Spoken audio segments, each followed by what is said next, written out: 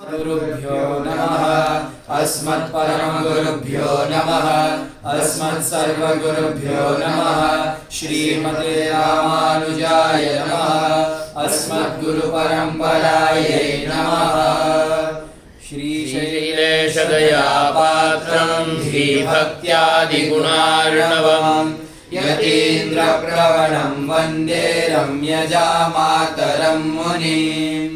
श्रीमान् वेङ्कटनाथार्यः कवितार्किककेसरी वेदान्ताचार्यवर्यो मे सन्निधत्तां सदा हृदि।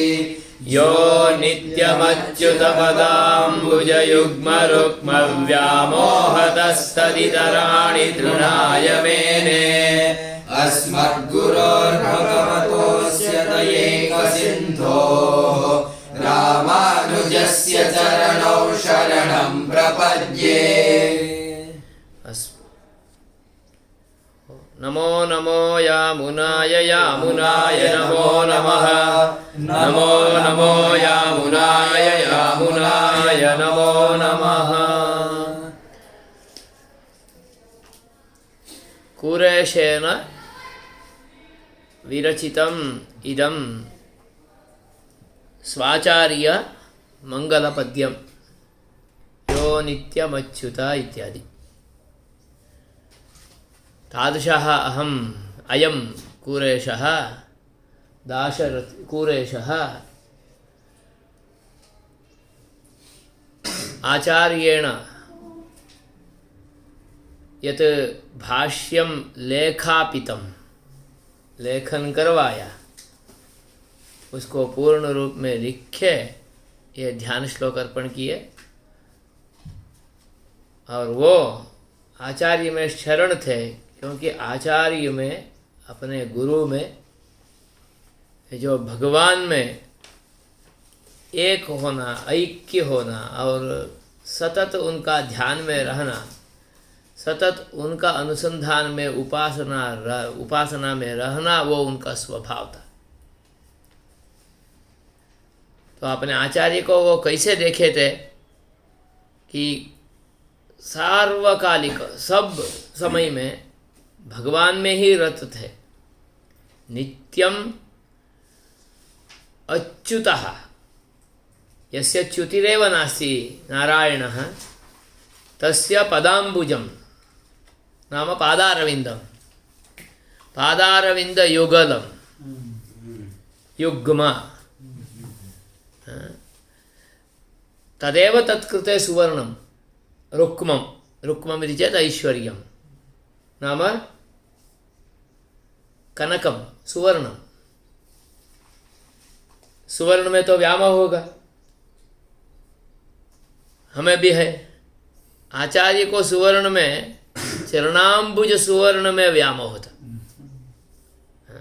आचार्य का चरण कमल का स्वर्णता जो है सुशोभन उनका सौंदर्य उसमें व्यामोह होते हैं।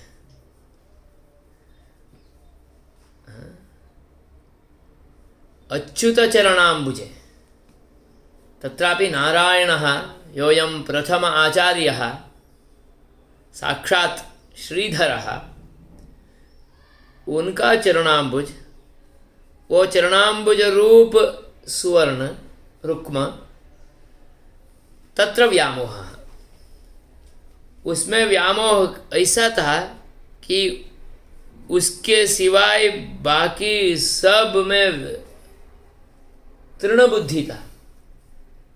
तृणबुद्धि था माने बाकी सभी विषय में तुच्छता भाव था।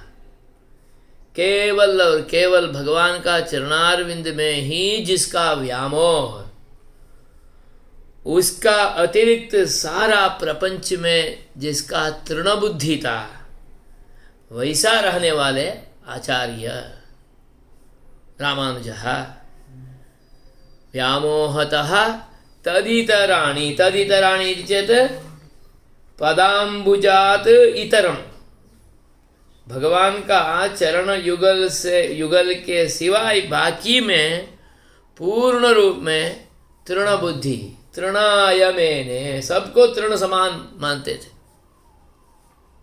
माने केवल और केवल भगवान का चरणारविंद में ही जिसका व्यामोह था, वैसा आचार्य है ये भगवत्पाद रामानुजाचार्य।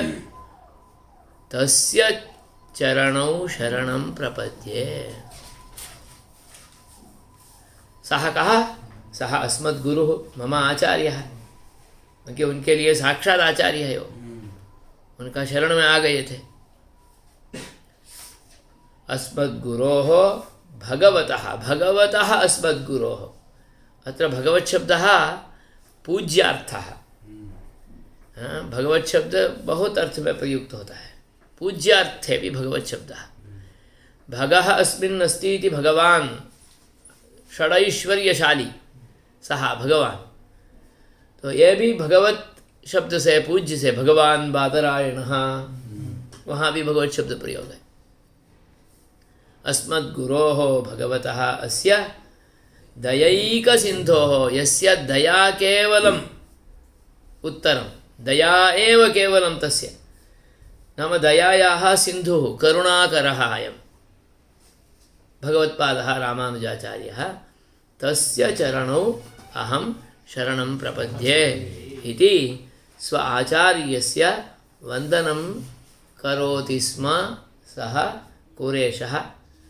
तदेव आचार्यवन्दनस्तोत्रं प्रायः वैष्णवसम्प्रदाये सर्वत्रापि कुरेशस्य इदं पद्यमेव उपादाय आचार्यस्य प्रणामं कुर्वन्ति। अतः तन्मङ्गलपद्यम् आदौ लेखामि। तदानन्तरिकः आचार्यः वेङ्कटनाथाचार्यः वेदान्तदेशिकः।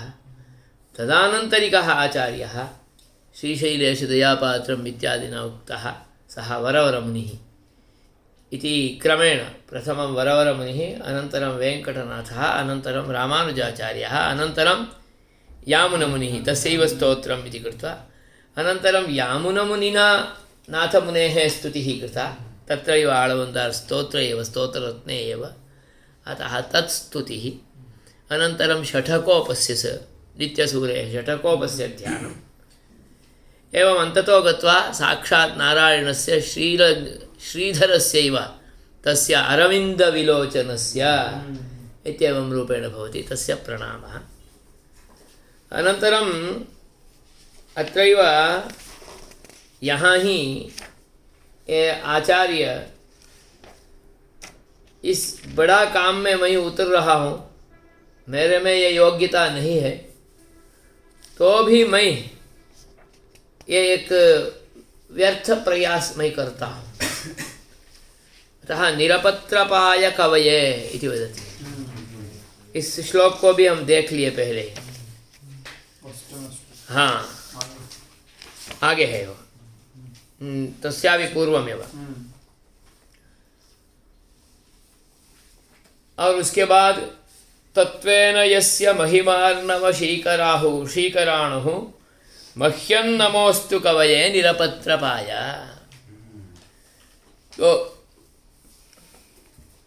मैं तो एक व्यर्थ प्रयास कर रहा हूँ, वैसा व्यर्थ प्रयास करने वाला इस कवि को भी प्रणाम है। मैंने अपने तो तुच्छता भाव से ही, दास्यता भाव से भी उन्होंने अपने कविता के विषय में भी ऐसा भाव प्रकट करते हुए ये अत्यंत नहीं करने योग्य है, करने के लिए मेरे में योग्यता नहीं है, तो भी मैं करने के लिए उद्यताय निरपत्रपाय कवये मह्यम नमः अस्तु, ऐसा अपने कविता के बारे में भी वो बोलते हुए बाद में कहते हैं, यद्वा श्रमावधि यथामति वाप्यशक्तः स्तौम्येव।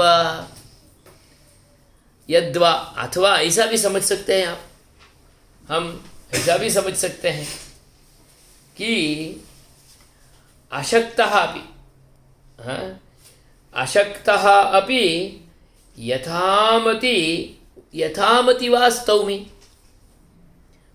मेरे में शक्ति नहीं है, मैं समझ रहा हूँ, परंतु मेरे मति के अनुसार तो मैं स्तुति कर सकता हूँ। हम भी कभी कभी समझते हैं ना कि हमारे में शक्ति नहीं है, वो तो समझते हैं, तो भी हमारा प्रयास तो रुकेगा नहीं, यथाशक्ति तो करेंगे। नहीं कर पाए तो किसी ने दूसरे ने स्तुति किया तो उस स्तुति का आनंद लेंगे, इतना तो कर सकते हैं हम। यहाँ पर यामुन मुनि बोलते हैं कि यद्वा यथामति अशक्तः अपि यथामति स्तौमि, स्तौम्येव, स्तुति तो करूँगा ही। एवमेव खलु, ये क्यों मेरे में ऐसा धैर्य आया? एवमेव खलु वेदाः चतुर्मुखमुखाः अपि सदा स्तुवन्तः सदा स्तुवन्तः एव वर्तन्ते। मैं जैसा मेरे मति के अनुसार करता हूँ वैसा वेदाः अपि, वेद भी उनका मति के अनुसार स्तुति करते हैं। उनका मति उत्कृष्ट मति है, इसलिए उत्कृष्ट मति से करेंगे। और उतना ही नहीं, सर्वेपि देवताः के चतुर्मुखाद आरभ्य सर्वेपि देवताः, चतुर्मुख प्रभृतयः, चतुर्मुखः नाम ब्रह्मा, स एव मुखः आरम्भः येषां ते चतुर्मुखमुखाः, चतुर्मुखः इत्यादयः। क्योंकि देवताओं में तो सर्व आदि में रहने वाले चतुर्मुखी है, उसके बाद ही बाकी सब है। सृष्टि का आरंभ ही भगवान उनसे चालू करते हैं, तो वही भगवान का स्तुति किए। और वही नहीं, उनके बाद भी जितने आए सब किए, सभी अपने अपने मति के अनुसार तो किए। वैसा मैं भी मेरा मति के अनुसार प्रयत्न करूँगा। मेरे तो कविता नहीं है, कवि नहीं हो, तो भी मैं तो प्रयत्न करूँगा। और वो तो बड़े कवि, मैं तो एक छोटा सा आदमी, इतना तो हो सकता है। और वो भी भगवान में ही डूबे, मैं भी भगवान में ही डूबते हुए कुछ प्रयत्न कर रहा हूँ। क्योंकि सागर में सब अंदर चला जाता है। पर्वत भी अंदर चला जाता है, एक छोटा पत्थर भी अंदर चला जाता है, एक रेती का कण भी अंदर चला जाता है। क्या दोनों को कुछ फर्क है? दोनों अंदर है। मज्जतोः द्वयोः अनुकूल अचलयोः, अनुकूल है चेत अणुसमूह, रेती का समूह, उसको और अचलः पर्वतः, मज्जतोः द्वयोः को भेदः, अनुकूल अचलयोः को विशेषः। मैं भी स्तुति करता हूँ, वो भी स्तुति करते हैं। वो कुछ प्रतिभा से, अच्छी तरह से, विद्वत्तापूर्ण से, और उनका अनुभव के अनुसार से, उनका प्रकाश के अनुसार कुछ उत्कृष्ट कविता करेंगे। मैं तो मेरा बुद्धि के अनुसार तो कर सकता हूँ। इसलिए मैं तो भगवान का स्तुति करने के बिना तो रहूँगा नहीं। यद्वा श्रमावधि यथामति स्तौम्येव, स्तौमि एवमेव खलु तेपि सर्वेपि चतुर्मुखमुखाः सर्वेपि वेदाः अपि, चारों चार वेद इतना बोलने लगे। अंत में क्या बोले? यस्या मतम तस्य मतम, मतम यस्य न वेदसः, इतना ही बोल के आए।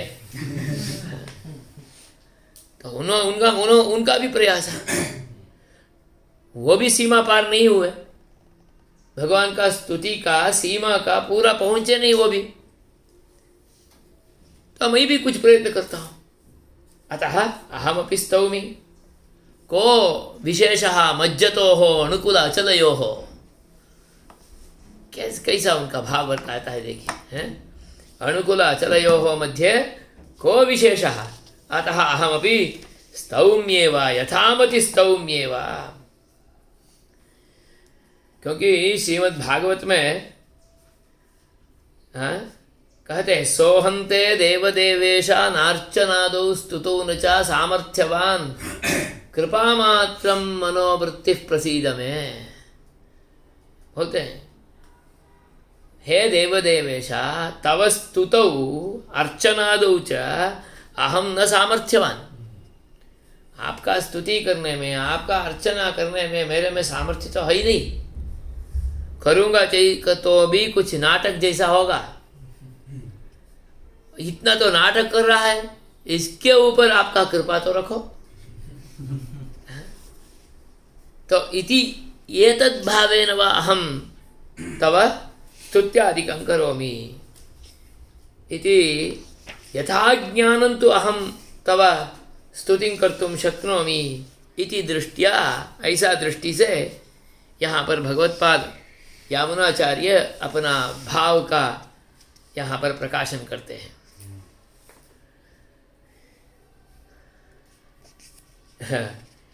एक श्लोक आता है, वेदांत देशिक स्वामी उठाते हैं अपना व्याख्यान में। चतुर्मुखायुर्यदि कोटिवक्त्रो भवेन्नरः क्वापि विशुद्धचेताः सते गुणानामयुतैकमंशं वेदन्न वा देववर प्रसीद। चतुर्मुखादयः सर्वेपि देवताः, सब देवताओं का कितने, 33 कोटि देवता। इतना देवताओं अपना सब मुखों से आपका स्तुति किए तो भी क्या पूर्ण हुआ? नहीं हुआ। तो उनके साथ मेरा भी एक स्तुति है। और अपना स्तुति पूर्ण होने वाला भी नहीं है। और एक जगह में तो स्वामी वेदांत देशिक कहते हैं कि आपका स्तुति क्या, आपका चरणारविंद का स्तुति हम लिखने चालू करेंगे तो भी वो पूरा होने वाला ही नहीं है। कैसे पूरा नहीं होने वाला है? वो बोलते हैं लिखने के लिए पूरा पत्रिका आकाश हो जाए, पत्रिका आकाश हो जाए, पेन तो चाहिए, पेन में शाई चाहिए, पूरा सप्त समुद्र का पानी शाही के रूप में आ जाए, इंक के रूप में आ जाए। और लिखना है तो मन में तो बुद्धि में सोचना चाहिए, सोचने के लिए बुद्धि चाहिए, उसमें कोई बोलेंगे तो लिख सकते, क्योंकि पूरा अंबरतल में लिखना है, आकाश में लिखना है पूरा, यही पत्रिका है। साक्षात सहस्रवदनः सहस्रशीर्षा पुरुषः सहस्राक्षः सहस्रपाद, ऐसा रहने वाला भगवान अपना 1000 मुखों से अपना स्तुति बोलेंगे। हम लिखने चालू करेंगे, हजारों हाथ से लिखेंगे तो भी पूरा होने वाला नहीं है। किसका पति महिमा? केवल भगवान का पादुका का महिमा पूरा होने वाला नहीं। पादुका के बारे में ही उन्होंने 1000 श्लोक लिख लिया, और वो भी अत्यंत प्रबुद्ध कविता के साथ, और अलग अलग छंद में, अलग अलग पद्धति में। वो तो एक केवल पादुका के विषय में।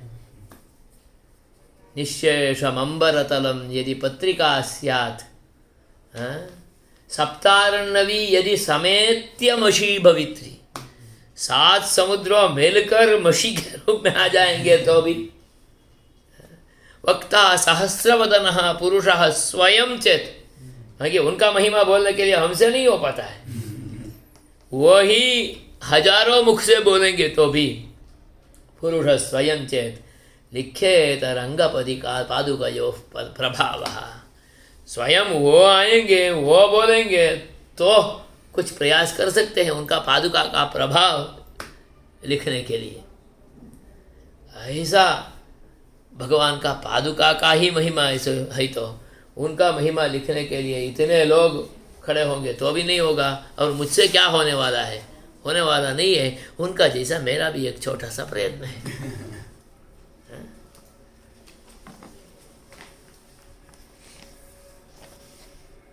किंचैष शक्त्यतिशयेन न तेऽनुकम्प्यः स्तोतापि तु स्तुतिकृतेन परिश्रमेण तत्र श्रमस्तु सुलभो मम मन्दबुद्धेः इत्युद्यमोऽयमुचितो मम चाब्जनेत्रा। भगवान को ही संबोधन करके बोलते हैं, हे अब्जनेत्रा, है ना? हे अब्जनेत्रा नाम हे कमलनयन,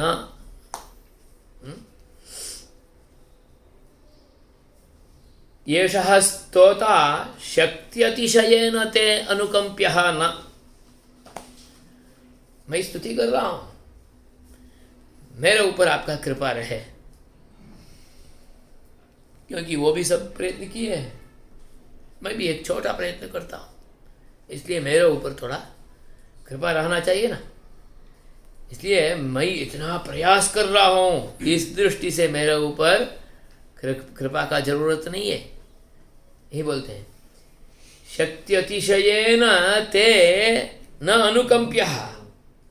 हे अब्जनेत्रा, येषः स्तोता शक्त्यतिशयेन ते अनुकंप्यः न अपितु स्तुतिकृतेन परिश्रमेण। स्तुति करने के लिए एक प्रयास किया ना, इसलिए इसका ऊपर एक कृपा रखो। हमारा श्रम के लिए हमारे एक प्रयत्न है ना, इसमें परिश्रम तत्कृते बहुत, क्योंकि परिश्रम करने में क्या है, कोई भी कर सकते हैं। जो फेल्यूर होगा वो भी परिश्रम करेगा, जो सक्सेस होगा वो भी परिश्रम करेगा। उनका तो शक्ति अतिशय है, इसलिए उनका परिश्रम के लिए तो सफलता मिल ही जाती है। जैसा चतुर्मुख मुखाश्चा सर्वे भी, हमारा तो सफलता होगी या नहीं होगी हमें मालूम भी नहीं है, और तो हमारा प्रयत्न है ना, उसके ऊपर हमारे ऊपर कृपा रखो। शक्त्यतिशयेन ते न अनुकंप्यः न अपितु परिश्रमेण अनुकंप्यः। अतः गति स्तुतिकृतेन परिश्रमेण तत्र मम मंदबुद्धेः श्रमस्तु सुलभः। श्रम करने में मंदबुद्धि के लिए तो बहुत आसान है। परिश्रम करने में मंदबुद्धि होगा तो परिश्रम जोरदार करेगा। तो वैसा मेरा भी एक परिश्रम है, उस परिश्रम के आधार से मेरे ऊपर कृपा रखो। इति अयम उद्यमः उचितः।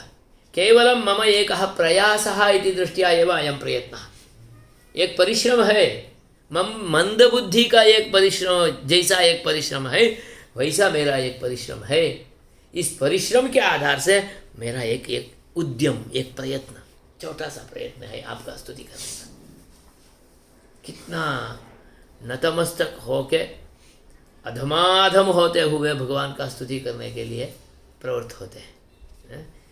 किंचैष शक्त्यतिशयेन न तेऽनुकंप्यः स्तोतापि तु स्तुतिकृतेन स्तोता अपि स्तुतिकृतेन परिश्रमेण तत्र श्रमस्तु सुलभो मम मंदबुद्धेः इत्युद्यमो यमुचितो मम चाब्जनेत्र। मम मंदबुद्धेः अयम् उद्यमः, अतः अहं तव स्तोत्रं करोमि, त्वाम् अहं स्तौमि। स्तुति का एक प्रयास है।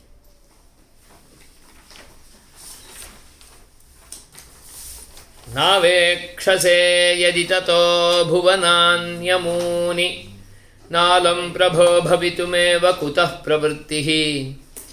एवं निसर्गसुहृदि त्वयि सर्वजन्तोः स्वामिन्नचित्रमिदमाश्रितवत्सलत्वम्। पुनः अत्रापि कुत्र अस्ति, स्वामिन् इति सम्बोधनं। हे स्वामिन्, हे भगवन्, यदि अमूनि भुवनानि नावेक्षसे, यदि अमूनि भुवनानि अपने सामने रहने वाला भूमंडल को, चतुर्दश भुवन को दिखाते हुए बोलते हैं, यदि अमूनि भुवनानि न अवेक्षसे नावेक्षसे ततो भवितुमेव अलम न प्रवृत्तिः कुतः। भवितुमेव अलम न प्रवृत्तिः कुतः। यदि भगवान अपना सुख दर्शन से इस लोकों को लोक को देखेंगे नहीं तो ये लोक ही होने वाला नहीं है। भगवान ही स्वयं अपने इच्छा से इस भूमि को पूरा चतुर्दश भुवन को विस्तार करते हैं ना। भगवान का सृष्टि कैसा होता है, कि स्वयं भगवान चाहते हैं अहम बहुभवेयम, बहुभवेयम इत्येवं रूपेण इच्छन् बहुभवति।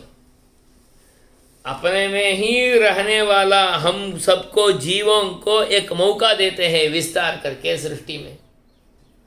हमारा कर्म के अनुसार हमें वहाँ वहाँ पैदा होना जैसा करते हैं, वहाँ वहाँ प्रवृत्ति करने के लिए योजना बनाते हैं, और हमारा अंदर भी वहाँ पर बैठ के हमसे हमारा कर्म के लिए योग्य कार्य करवाते हैं। ये तो सच है।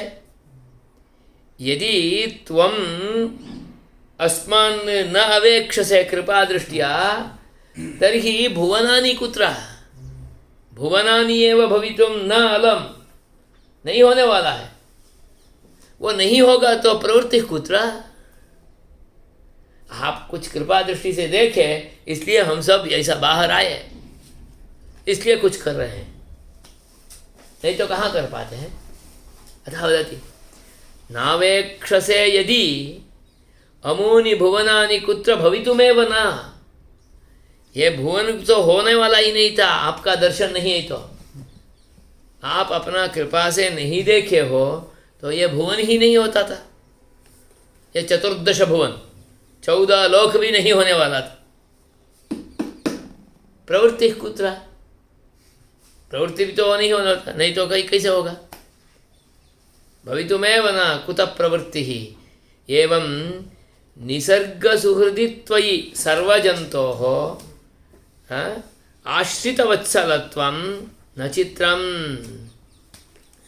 सर्वजन्तोः निसर्गसुहृदित्वये इदं चित्रं न आश्रितवत्सलत्वम्। आपका स्वभाव में ही सुहृद भाव है। सुहृद भाव माने आत्मीयता भाव। हमारे विषय में, सबके विषय में आपका एक आत्मीयता भाव है, क्योंकि हम आपका है, क्योंकि आपका ही ये विस्तार है। आप देखे इसलिए हम पैदा हुए, आप नहीं देखे होते तो हम पैदा नहीं होते थे, माने ये प्रपंच ही नहीं होते था। हम करने का क्या है। हम तो समझते हैं कि मैंने ये बनाया, मैंने वो गुरुकुल बनाया, मैंने आ गुरुकुल बनाया, मानव सत्संग आओ छे, मानव ये वो करो, क्या है, किमपि नास्ति। मैंने इतना शास्त्र पढ़ा, उन्होंने इतना शास्त्र किया, मैंने इतना पैसा कमाया, मेरा संपत्ति इतना है, दस्तावेज करो, आ करो, एम करो। परंतु यदि भगवता आलोकितमेव न मम एतादृशी प्रवृत्तिः एव न भवति स्म। इसलिए आपका निसर्ग सुहृत है ना। निसर्ग माने, निसर्गः नाम प्रकृतिः, स्वभावः, स्वभाव सहज सुहृद भावः, मित्रता भावः। मित्र ही एक हित चाहते हैं ना। आपको हमारे में रहने वाला ये सुहृद भाव है ना, उसके कारण से ये सब हो रहा है। इसमें आश्चर्य का बात क्या है? इसलिए बोलते हैं निसर्ग सुहृदित्वयि सर्वजंतोः निसर्ग सुहृदित्वयि। सब जंतु के विषय में आपको रहने वाला एक स्वाभाविक सुहृद भाव है ना। निसर्ग सुहृदित्वयि इदम, अतः इदम सर्वं प्रवृत्तं भवति। ये सब आया है, आपका स्वाभाविक सुहृद भाव है था, इसके कारण से ये 14 भुवन आया। इस भुवन में हम सब यहाँ पर आए, हमको कुछ करने के लिए मौका मिला, हमसे कुछ करवा रहे हो, हम कर रहे हैं। अतः इदम तव निसर्ग सुहृदित्वय तव इदम चित्रम न विचित्रम नास्ति।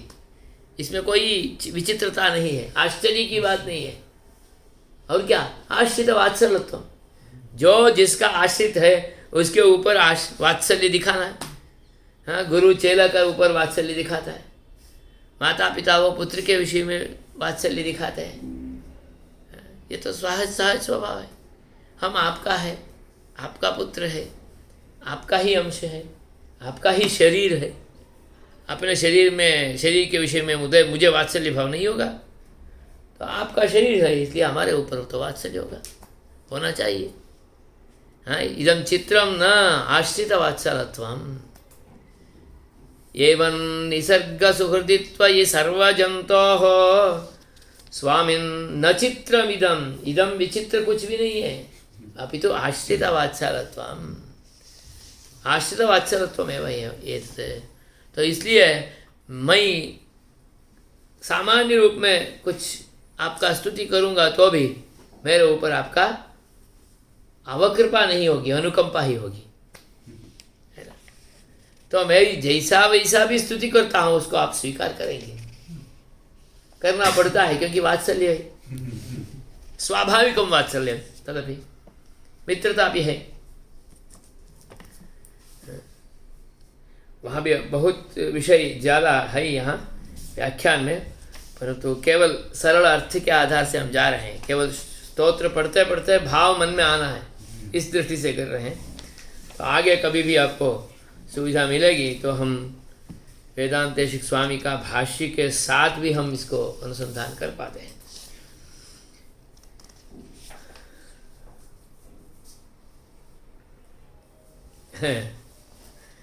इसका एक प्रमाण निकाल के बोलते हैं, कारणत्वं नियंतृत्वं सुहृत्वं स्वामिता हरेः वात्सल्यमिति पंचैते कंठोक्ता यह सद्गुणाः। भगवान का यह सद्गुण है, वो ही कारण है, वो ही नियंता है, और आश्रित निसर्ग सुहृदि बोला, सुहृत्वम वो भी उनका सद्गुण है, और स्वामिता भी सद्गुण है। स्वामित्वम सद्गुणः, स्वामित्वम दरबार करने का भाव नहीं है, स्वामित्वम हरे है, स्वामित्वम सद्गुणः।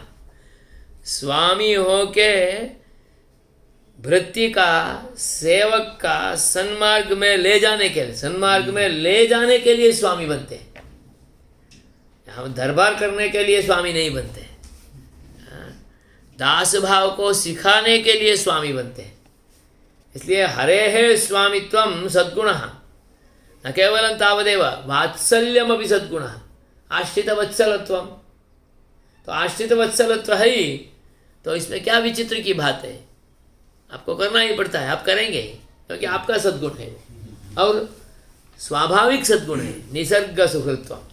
ये तत्पंचैते हरे है कंठोक्ता सद्गुणाः। हरि का अपना कंठ से ही आया हुआ सद्गुण है, अपना कंठ से ही बोला है, तो यही ऐसा सद्गुण है उनमें, आप में तो सद्गुण है ही, इसलिए इसमें कोई मुझे प्रार्थना करने का भी जरूरत नहीं, मेरे ऊपर आपका अनुकंपा होगा ही, ऐसा। इति अत्र अष्टमः नवमः श्लोकः दशमः एकादशः। अन्ते स्वाभाविका अनवधिकातिशयीशितृत्वं समयोऽस्ति खलु।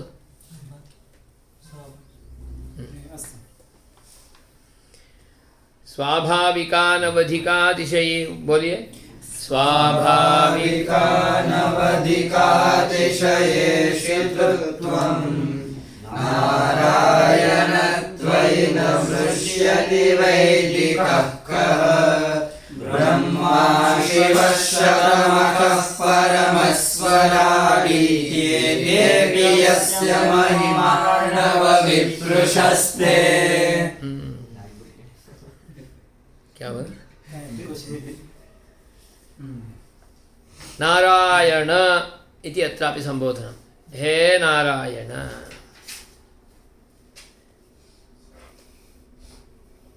त्वयि स्वाभाविकानवधिकातिशयीशितृत्वं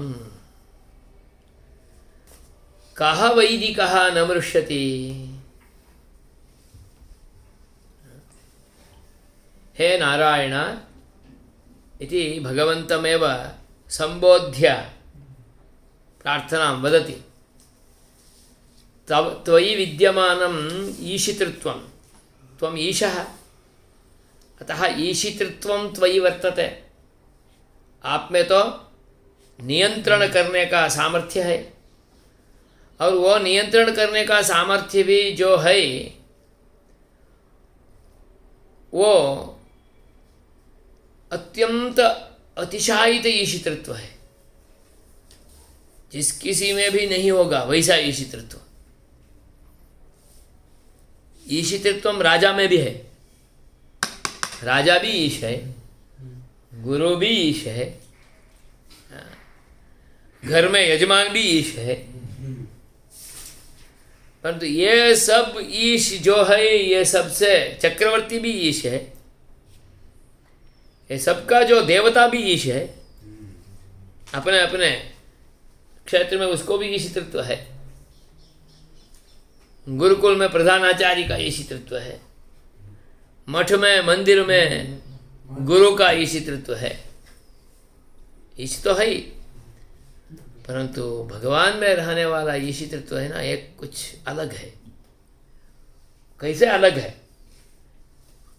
उसमें कुछ अतिशायित गुण है, अतिशायित ईशितृत्व।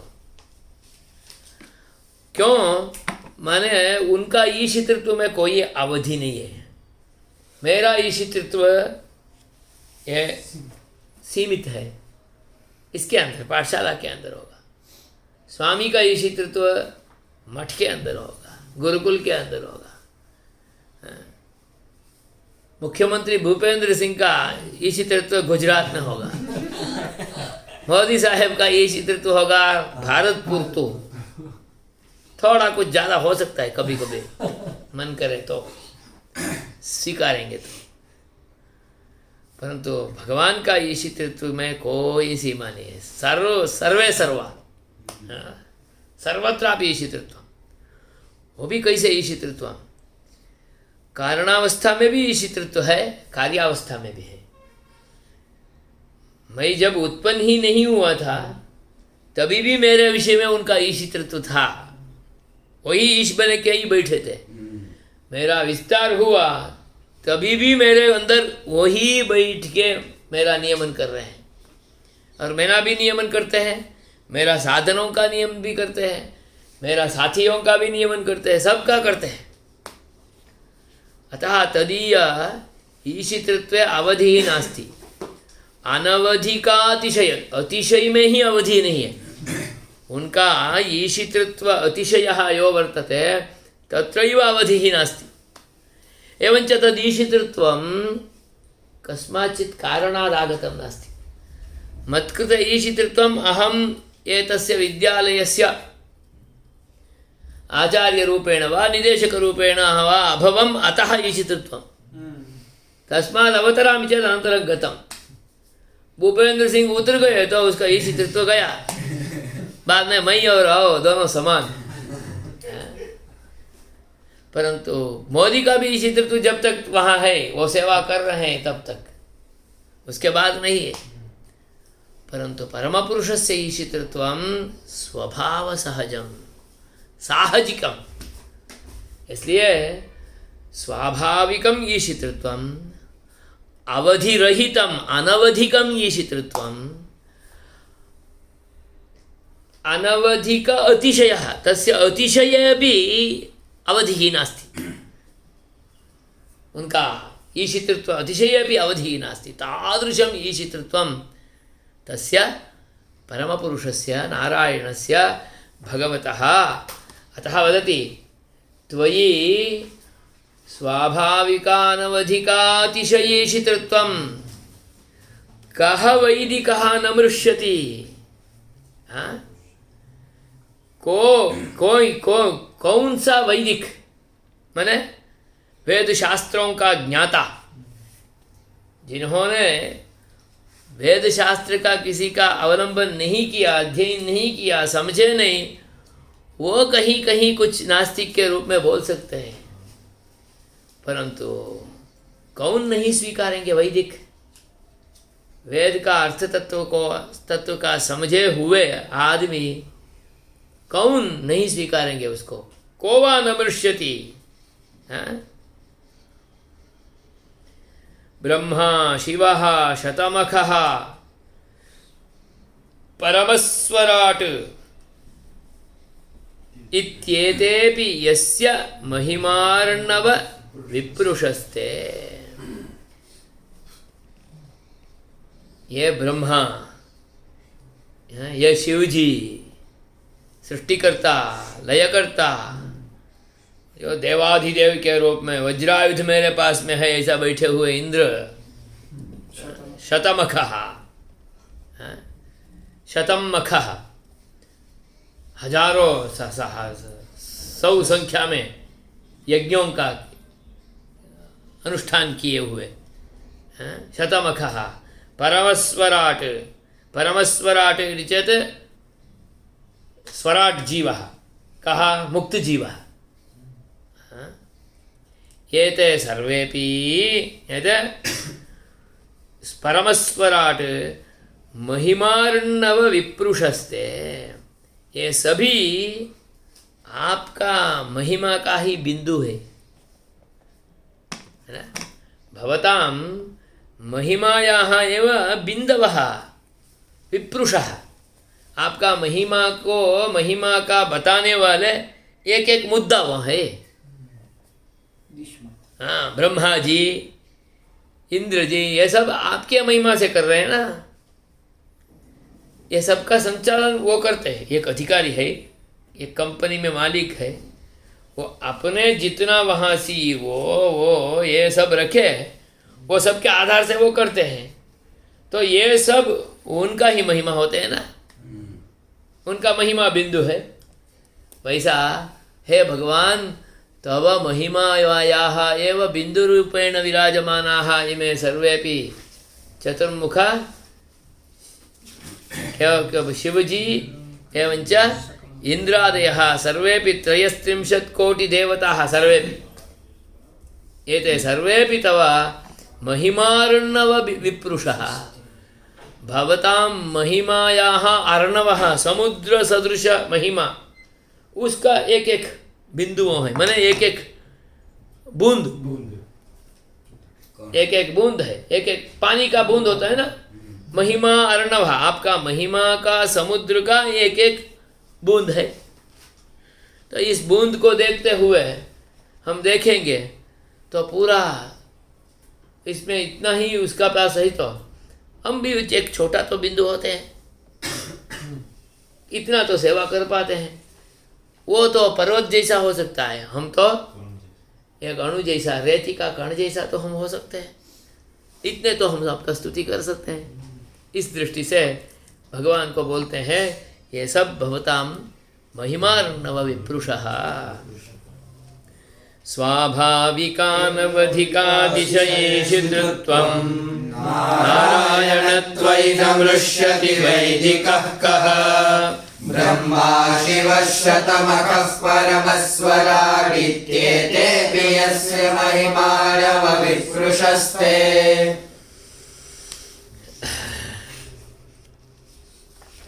ओके, आगे वहीं कल देखेंगे।